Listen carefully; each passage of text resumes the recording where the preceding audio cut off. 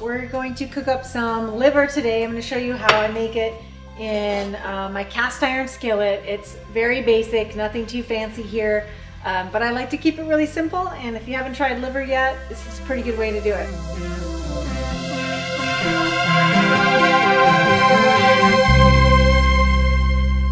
So this is my bacon grease, which I have saved in the refrigerator from several times of cooking bacon. And it keeps a really good flavor. So I'm gonna put maybe a tablespoon. You could probably go 2 tablespoons if you want to. And I add this to my cast iron skillet. I will mention that I usually keep my bacon grease on somewhat lower heat in order to keep it from splattering and making a huge mess.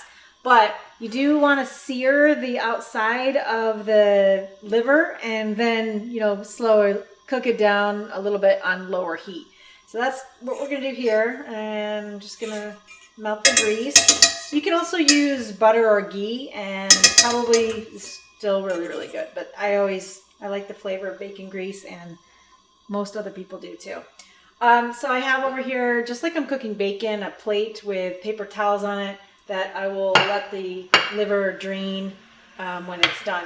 So some people don't like the flavor of liver so much that they have to marinate it, and if that's you, that's fine. I've seen people marinate it in buttermilk and different things.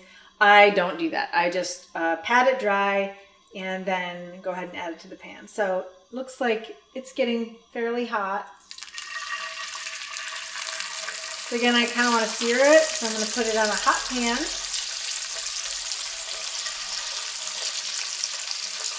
And this is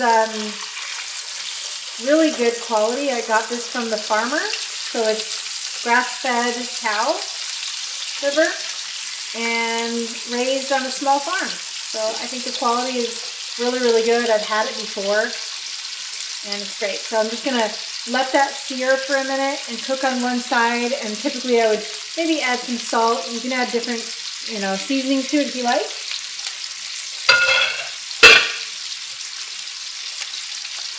I also like to cover my pans with a little splatter tray if I'm going to cook it on higher heat, just to keep from making a huge mess. So I'm turning my heat down just to low here because the bacon grease is splattering and while it's frying. And so even though I have it covered, when I take it over to flip it, I don't want grease splattering on me or anywhere else. So I'm just turning it down to low, and I'm going to give it another minute or so to calm down, and then I'll flip it over. All right, so you can see that the liver is getting there. It's cooked pretty good on one side, so I'm just simply going to flip it over. It got nice and brown. And I'll flip it while it's on low. And then I'm going to actually turn the heat back up again so that it sears on this side. And then I'll turn it back to low and let it cook for about 3 more minutes. It's been cooking for about 3 minutes. And I want to turn it down, stop the splattering, and then I'll cut it open to see what it looks like.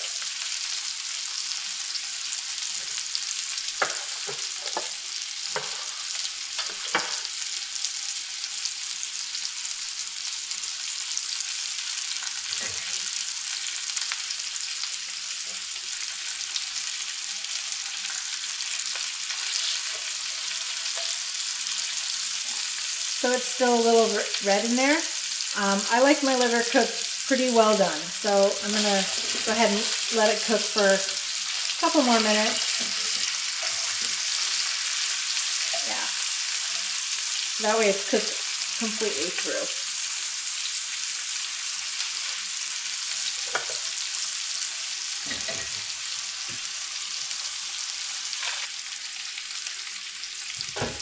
All right, so the liver is looking pretty well done here. So I'm just gonna put it onto paper towels. This is kind of an optional thing. You don't really have to do it. I think it's just more than anything, just a little bit of habit from the way I cook bacon. So you can put it on the paper towels or even just a regular plate and give it a few minutes to drain off. All right, so here's my finished liver. It's probably cooked about 5 minutes. seared each side, so maybe a total of about 7 minutes. So just cook it until it's completely done. You can see I cut mine open and it's cooked through. I do like my liver cooked well done. So you can eat it just like this. It actually is really tasty with just some salt on it. When it's cooked in the bacon grease, it has a ton of flavor. You can also use it this way in your recipes to make pate or something else. So